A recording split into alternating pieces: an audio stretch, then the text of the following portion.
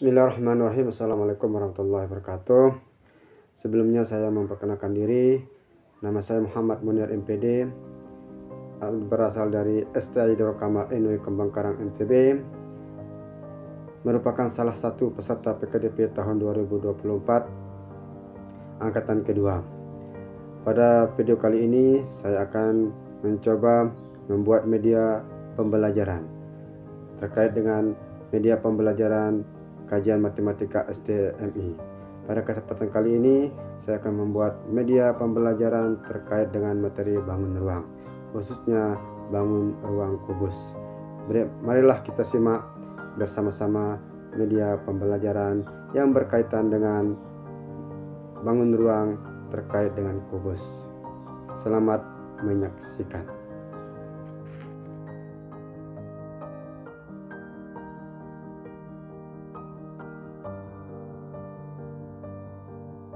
Baik, pada kesempatan kali ini kita akan membahas terkait dengan bangun ruang. Bangun ruang yang akan kita pelajari di mata kuliah kajian matematika 2, yaitu semester 3. Adapun dosen pengampu saya sendiri Muhammad Munir MPD, dosen PGMI di STI Darul Kamal Inui Kembang Karang NTB.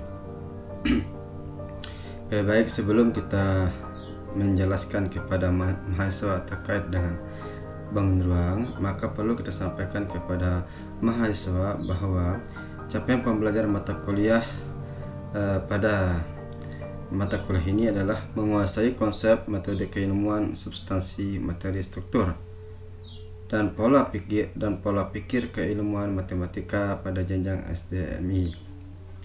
Adapun sub capaian mata kuliah yaitu mahasiswa mampu memahami dan menjelaskan bangun ruang beserta aplikasinya dalam kehidupan sehari-hari.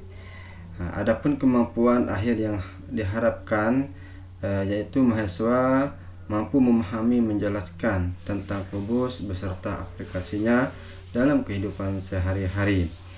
Yang kedua yaitu mahasiswa mampu memahami dan menjelaskan tentang balok beserta aplikasinya dalam kehidupan sehari-hari. Akan tetapi pada kesempatan kali ini kita tidak akan membahas kedua materi tersebut. Pada pertemuan kali ini kita akan fokus kepada bangun ruang yaitu kubus. Oke. Baik, sebelum kita mulai perkuliahan maka kita perlu memberitahu kepada mahasiswa terkait dengan petunjuk perkuliahan, yaitu mahasiswa memperhatikan apa yang disampaikan dosen. Yang berikutnya mahasiswa menyiapkan peralatan perkuliahan, bolpen, buku dan lain-lain untuk mencatat hal-hal penting yang disampaikan oleh dosen. Dan di akhir perkuliahan akan diberikan kuis terkait dengan materi yang kita pelajari pada saat ini. Terkait dengan materi perkuliahan terkait dengan kubus, maka kita ada 5 pembicaraan atau yang kita akan bahas pada pertemuan kali ini, yaitu apa definisi dari kubus tersebut, jaring-jaring kubus itu bagaimana, dan simetri kubus. Simetri kubus ini nanti ada 2, ada simetri cerminnya, ada simetri putarnya. Nah, selanjutnya nanti kita akan membahas juga terkait panjang diagonalnya, panjang diagonal ruang kubus. Yang terakhir itu ada luas permukaan dan volume kubus yang kita akan bahas pada kesempatan kali ini. Oke, mohon kepada adik-adik mahasiswa untuk memperhatikan benda-benda berikut, dapat kamu menemukan benda yang serupa dalam kehidupan sehari-hari. Nah, bisa kita perhatikan di samping layar itu bahwa ada sebuah dadu, ada es batu, ada kado, ada lemari, ada akuarium dan sebagainya. Itu merupakan salah satu bentuk dari aplikasi atau implementasi bangun ruang yang ada dalam kehidupan kita sehari-hari. Oke. Oke, setelah kita melihat tadi apa aplikasi atau implementasi dari kubus atau bangun ruang tersebut dalam kehidupan sehari-hari, apa yang kita ketahui terkait dengan bangun ruang tersebut. Oke, bangun ruang itu adalah benda yang memiliki ruang dan dapat diisi. Yang dapat diisi maksudnya adalah nanti ada volume. Jadi ruangan, ada bangun ruang itu pasti ada ruang. Nah, kalau ada ruang pasti bisa kita isi. Dan bangun ruang memiliki sisi panjang, lebar dan tinggi. Maksudnya di sini adalah berbeda dengan bidang datar. Kalau bidang datar dia hanya memiliki sisi panjang saja, sisi panjang dan lebar saja, tetapi dia tidak memiliki tinggi atau ketebalan. Oke, kita perlu perhatikan jenis-jenis bangun ruang. Apa yang saya sampaikan tadi, bahwa kita akan fokus terkait dengan bangun ruang kubus, ya. Oke, kubus itu merupakan bangun ruang yang dimana kubus itu memiliki 6 sisi yang sama ukuran permukaannya. Jadi semua sisi-sisinya bangun kubus itu berbentuk persegi, sehingga kan sebagaimana kita sudah jelaskan sebelumnya di minggu kemarin, bahwa bidang datar itu kumpulan dari bidang datar, maka akan terbentuklah bangun ruang. Salah satu bentuk bangun ruang ini adalah persegi. Persegi kalau digabung akan membentuk sebuah bangun ruang dinamakan kubus, karena persegi semua sisi-sisinya sama panjang. Nah, begitupun juga kubus, maka semua permukaannya atau permukaannya sama ukurannya atau sama besar. Oke. Nah, mungkin kita perlu perhatikan kembali terkait dengan bangun datar dan bangun ruang. Bangun datar dia hanya memiliki satu permukaan saja, sedangkan bangun ruang lebih dari satu permukaan. Mungkin kita bisa memperhatikan di sekeliling kita atau di ruangan yang tempat kita ngajar. Di ruangan tempat kita ngajar ini adalah merupakan suatu bentuk atau implementasi atau aplikasi dari bangun ruang, ya. Bangun ruang. Baik, kita lanjut. Nah, jadi bisa kita beranggapan bahwa bangun ruang dapat terbentuk dari tumpukan beberapa bangun datar. Nah, jadi tumpukan bangun datar maksudnya adalah jika bangun datar itu dikumpulkan sesuai dengan polanya, maka dia akan membentuk suatu bangun ruang. Contoh, kita dapat menyusun 6 persegi yang merupakan bangun datar untuk membuat satu bangun ruang yang disebut dengan kubus. Kita perhatikan bahwa di jaring-jaring sebelah kiri itu memiliki ada 6 bidang datar. Apabila kita lipat atau kita gabung, maka dia akan terbentuk seperti bangun ruang, yaitu kubus. Bagaimana? Apakah adik-adik semua sudah memahami terkait dengan bangun ruang, masalah terkait dengan bangun ruang, yaitu bangun kubus? Oke, kalau mahasiswa sudah atau adik-adik sudah memahaminya, kita lanjut ya. Terkait dengan jaring-jaring kubus ini. Mungkin sekarang kita bisa memperhatikan gambar di sini terkait dengan bangun kubus terkait dengan jaring-jaringnya. Sebagaimana kita sebutkan bahwa jika sebuah kubus dipotong sepanjang beberapa rusuk tertentu, kemudian dibuka sehingga ke-6 sisi-sisinya membentuk rangkaian 6 buah bujur sangkar atau persegi yang kongruen yang terletak sebidang, maka bangun yang terjadi disebut dengan jaring-jaring kubus.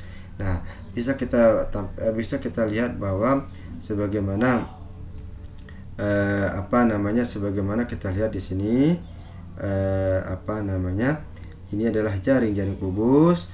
Oke, mungkin kita untuk mengilustrasikan bagaimana lipatan-lipatan kubus itu, bisa kita saksikan video berikut ini.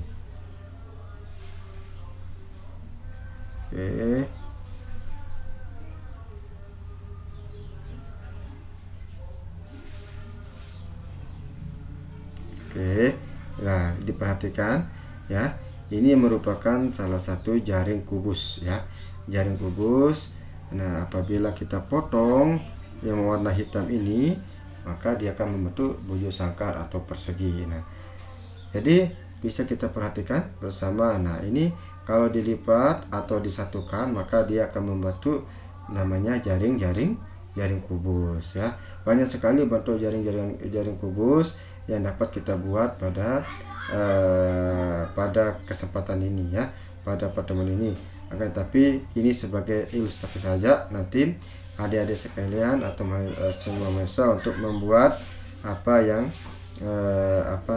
terkait dengan jaring-jaring kubus. Sekarang kita akan mencoba membahas juga terkait dengan simetri kubus. Simetri kubus terdiri ada dua, ada simetri putar, ada simetri cermin. Terlebih dahulu kita membahas terkait dengan simetri cermin. Sebenarnya dikatakan sebuah bangun dikatakan memiliki simetri cermin jika bangun itu dapat dibagi dua bidang tertentu, yang jika bidang tersebut dipandang sebagai sebuah cermin, maka bagian yang satu dari bagian itu merupakan bayangan cermin itu atau dari bagian yang lainnya. Oke. Ya. Nah, jadi ini kubus kita bisa kita mengilustrasikan. Kita perhatikan ilustrasi di sini. Oke, diperhatikan. Nah, ini kubus. Nah, kubus kita ini satu bidang datar. Ini anggaplah sebagai sebagai cerminnya. Apabila dipotong di tengah-tengahnya, maka bidang atau bangun yang ini sama yang ini akan menjadi bagian sama besar, atau dia memiliki sama kongruen bangun tersebut. Nah, juga dari samping, tadi juga dari atas. Nah, ini dari samping ternyata juga bisa ya. Dikatakan kalau kita mencerminkan atau kita belah ya, atau dipotong istilahnya, maka dia akan menghasilkan dua bangun yang sama ya, maka salah satu bangun tersebut dianggap sebagai cermin. Nah, ini merupakan salah satu cerminan ya, cermin dari kubus ya. Ini merupakan cermin dari kubus, bidang-bidang ini. Jadi ada 9 cermin ya, 9 cermin yang bisa yang bisa membagi dua kubus itu sama, bangun tersebut menjadi sama ya. Oke, kita lanjut. Nah, sekarang ini ada namanya simetri putar. Jika pada sebuah bangun dapat ditetapkan sebuah garis tertentu, sehingga dengan memutar bangun itu memiliki garis tersebut sejauh satu putaran penuh, bangun itu dapat menempati kembali tempatnya sebanyak n kali, maka dikatakan bahwa bangun itu memiliki simetri putar tingkat T. Nah, jadi kalau dia memiliki tempatnya sebanyak 2, maka putarannya 2 kali. Atau kalau dia memiliki 4, maka dia memiliki simetri putar 4 kali. Oke, mungkin kita bisa mengilustrasikan kembali terkait dengan bagaimana bentuk simetri putar. Oke. Nah, kita perhatikan. Oke, ini mulai dari kita tarik garis dari atas ke bawah. Ini sebagai sumbu pusatnya untuk diputar. Nah, ini ada sampai 4 kali putaran ya. 4 kali menempati tempat menempati tempat yang sesuai dengan bangun tersebut ya. Ini dari bangun dari atas ke bawah. Juga mungkin kita juga bisa mengambil dari samping ya, dari samping. Ini dari samping di samping ya. Nah, ini di samping kiri kanan bisa diputar juga sama ya. Ternyata dari samping, dari atas, dari samping itu juga memiliki 4 kali putaran ya, 4 kali putaran. Nah, ini juga merupakan simetri putar dari sampingnya ya. Dan juga bisa kita ambil simetri putarnya dari tadi sudah dari atas ke bawah, dari samping kiri ke kanan, dari depan ke belakang, dari pojok juga ya. Nah, ini dari pojok ya. Ini dari pojok. Ini juga sebanyak 3 kali ya, sebanyak 3 kali. Jadi kita perlu perhatikan ya, pokoknya selama sekali putaran itu dia itu memiliki bisa menempatkan tempatnya sesuai dengan bangun tersebut, maka itu juga dikatakan sebagai simetri simetri putarnya ya. Oke, ini juga dari pojok. Ini sudah bisa adik-adik mahasiswa bisa membayangkan terkait dengan bagaimana bentuk atau bagaimana bangun datar tersebut ya. Oke, ini di pojok juga ya, dari pojok ya, dari pojok depan ke belakang. Oke, nah ini ya. Nah, ini di tengah-tengah juga pojok juga bisa membuat dia membentuk simetri putar pada kubus ya, pada bangun kubus. Jadi jadi kita bisa melihat ya, ternyata yang paling banyak berputar selain lingkaran atau bola, karena itu kalau lingkaran sama bola itu tidak terhingga. Nah, ini yang paling banyak putarnya adalah salah satunya adalah kubus. Selainnya berbeda dengan balok ya. Kalau balok tidak bisa kita berputar dari ujung ke ujungnya ya, dia hanya bisa memutar ke yang lain. Oke, ini simetri putarnya ya. Ini simetri putar dari kubus. Jadi dikatakan lagi, saya ulangi, bahwa jika pada sebuah bangun dapat ditetapkan sebuah garis tertentu, sehingga dengan memutar bangun itu sekeliling garis tersebut sejauh satu putaran penuh, bangun itu dapat menempati kembali tempatnya sebanyak n kali, maka dapat dikatakan bahwa bangun itu memiliki simetri putar tingkat n ya. Selain gambar di sini juga kita bisa melihat di sini ya, ini merupakan titik-titik yang bisa kita putar ini ya. Ini banyak sekali putarannya nih ya. Nah, ini bisa dari 1 2 3 4 5 6, ada sampai 8 ya. Ada sampai 80 putaran. Oke. Selanjutnya nah selanjutnya kita ke panjang diagonal ruang ya. Panjang diagonal. Kita perhatikan bahwa pada bangun kubus ya seperti ini, kita sudah sebagaimana sebelumnya kita sudah mempelajari terkait dengan bidang datar, yaitu segitiga. Ini kita perhatikan warna hijau, ini merupakan warna hijau atau bidang kuning ini merupakan suatu segitiga yang maka sebagaimana yang sudah kita bahas bahwa segitiga ini juga merupakan salah satu Pitagoras ya. Ini yang merah ini sebagai diagonal bidang, yang yang hijau ini merupakan diagonal ruang.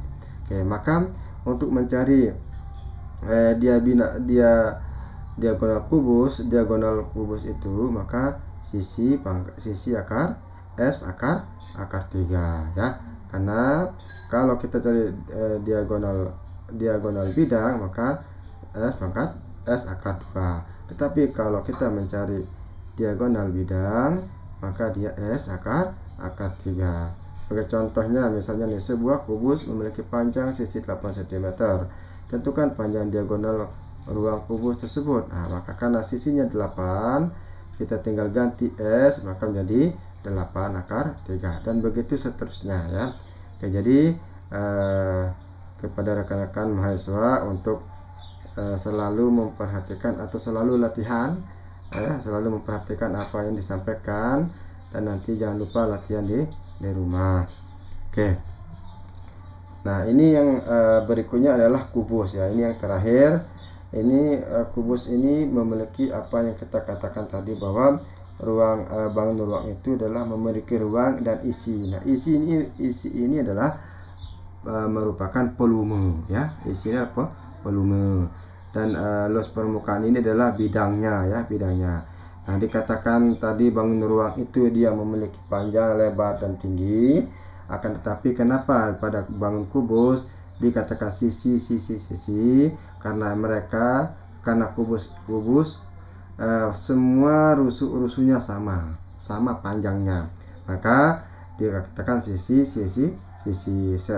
Pada hakikatnya ini panjang, ini lebar, ini tinggi. Tetapi karena memiliki ukuran yang sama, maka dikatakan sebagai sisi kali sisi kali sisi, atau juga ini rusuk. Oke.